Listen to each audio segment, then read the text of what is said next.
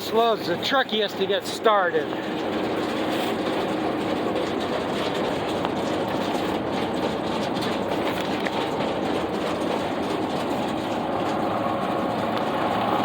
Biggest thing I gotta watch here now, that the tractor starts going forward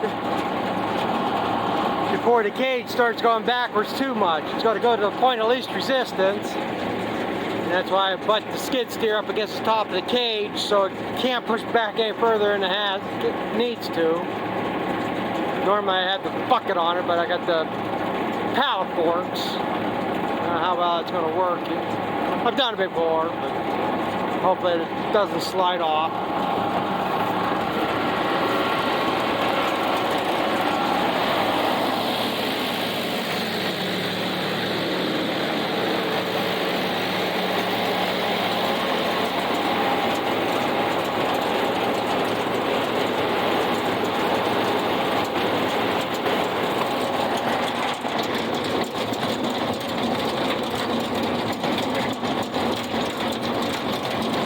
Feels good.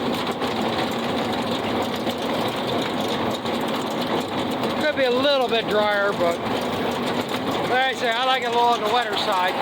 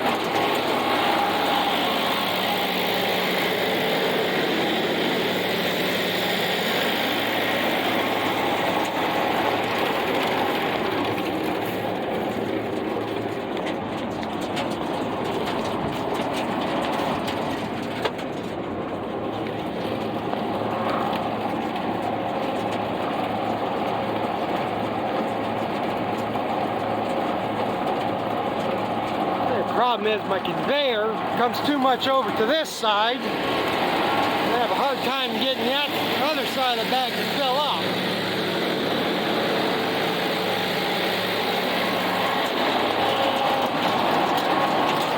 It's all going over there, or anything's going here. It should feed a little bit faster so it rolls over, but it's kind of hard to do that too without plugging up or getting it to back up too much.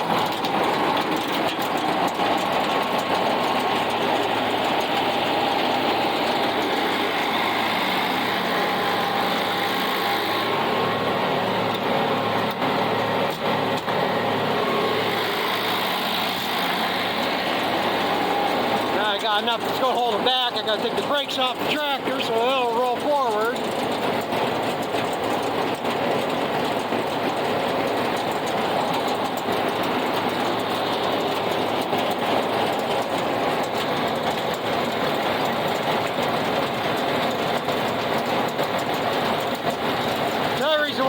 Wetter, it goes up the conveyor a little bit better, doesn't it?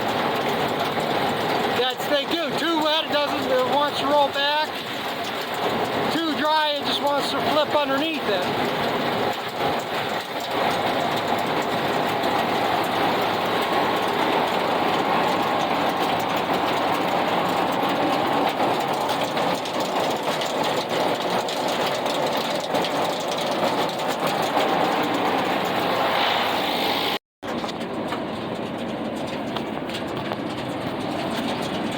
There, we got a hole in the bag. Must have caught that knot there. Oh well.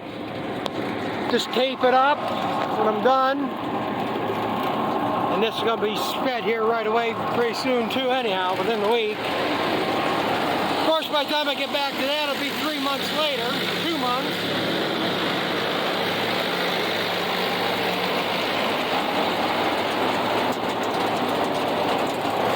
I have to start watching what I'm doing, so I'm going to let this go. Yeah, it looks like I'm done for the night.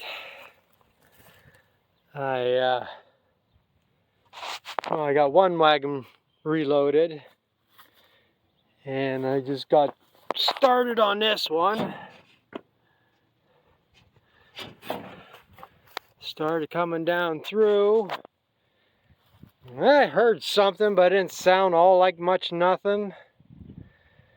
But I could tell something was different, so I get off and sheared the pins on the cutter head here. And right on the back of the ground, laying on the ground, was this.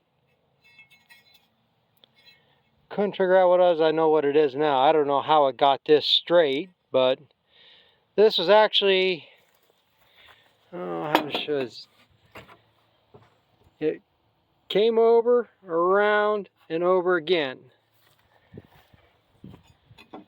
And this is what holds the freestall dividers to the neck rail. I don't know how the hell that got out here, but I didn't think much of it. Alright, everything seemed to be turning free and stuff. I just sheared the pins. So I come over here, it's on my road, and now I got, if I ain't gonna see it, the one side of the shear pin broke off in there, seized in there, can't get it out, which not that big of a deal. I can put, it's supposed to have two in there, but I could put the other one in and it'd probably run. Problem is, as I'm turning things around, I just see this. It hit the knives all right. Here's pieces of that chunk thing. But the biggest thing is it shifted my knives. Like this one here, that washer's supposed to be there. Same way with that one. Same way with that one. Same way with that one. That one's alright. So I got 1, 2, 3, 4, 5, 6, 7. 7 of the 12 knives shifted on me. So, I'm to reset knives, and that's no 5-minute job. I think they'll be close enough. I just get them up there. Well, it ain't gonna be no 5-minute job. I gotta go get my bigger ratchet, bigger wrenches, and monkey with that. But it's, at least it didn't bend the knife or break the knives or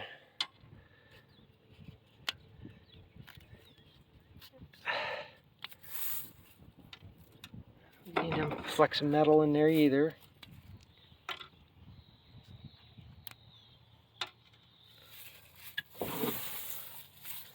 Yeah, ain't bad, ain't none on that one.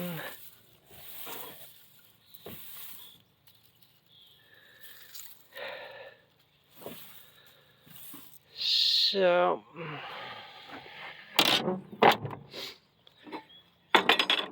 and the next problem is I got shear pins here. What do I do with them? Where'd I put them? There they are. I know these here are for the feed rolls. And these here, these are for the corn head. I don't know if they're the same ones. They seem to be. They seem to match up. I had one left in here. And it seems to be the right length and everything. It's the right size diameter fit in there.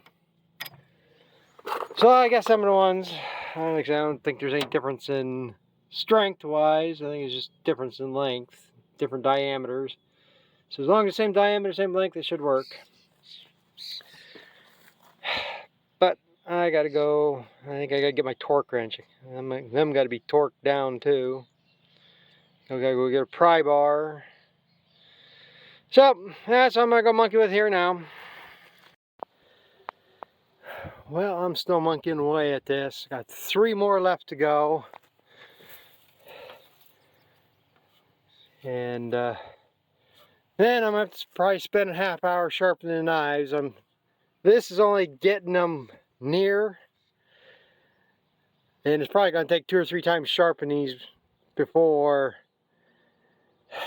it gets back into where it's connecting with the whole knife.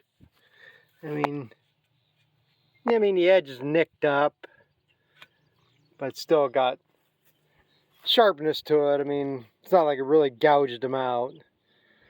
So it's a miserable job, but it ain't that bad. The biggest problem I got now is I can't find half my wrenches that I'd like to have to use this. I've already screwed up one ratchet, but more or less all I do is loosen these 4 bolts, and then I shift it ahead, try to get as close to these marks as I can, and then what I'll do is I'll turn it up here, bring the sharpening stone in until it make sure it's just ticking onto that, and that's going to be somewhat near.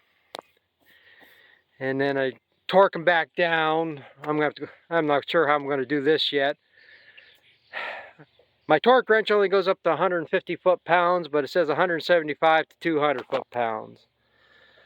So I'm probably have to go back and give them another 1/8 of a turn, 1/4 of a turn or something.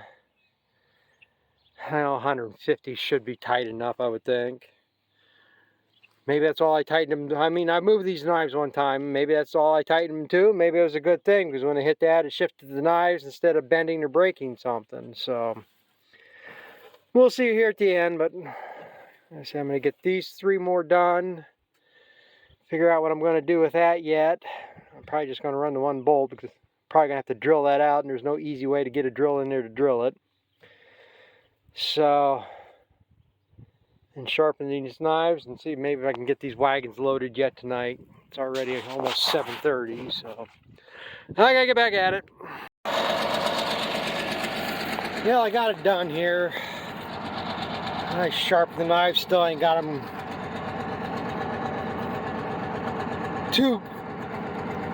don't have them to where they need to be.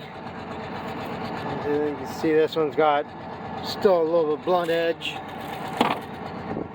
Like I say, it's going to take several times of sharpening to get them there, and that's the other problem. My stone is getting wore out. I need to change it. I don't have much room to adjust that.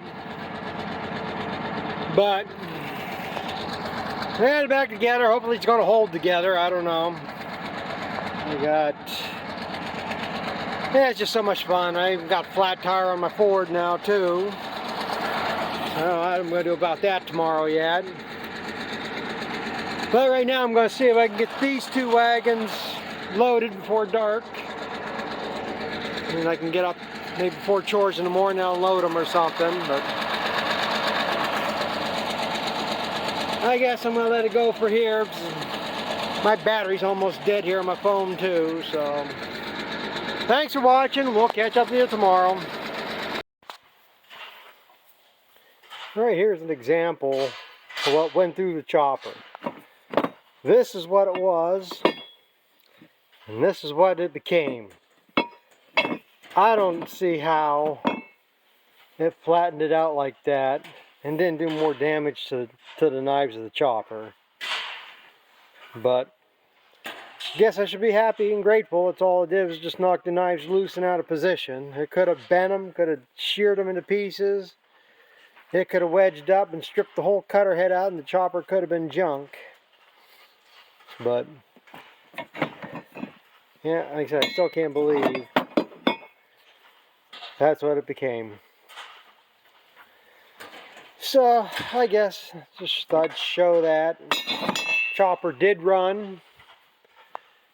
Doesn't look like it's chopping as fine. I forgot to look at the shear bar, so that could be part of the problem. That might have got nicked up or a chunk taken out of that. But it'll run, it'll put its feed in the bags. So I guess thanks for watching, and we'll See what happens tomorrow.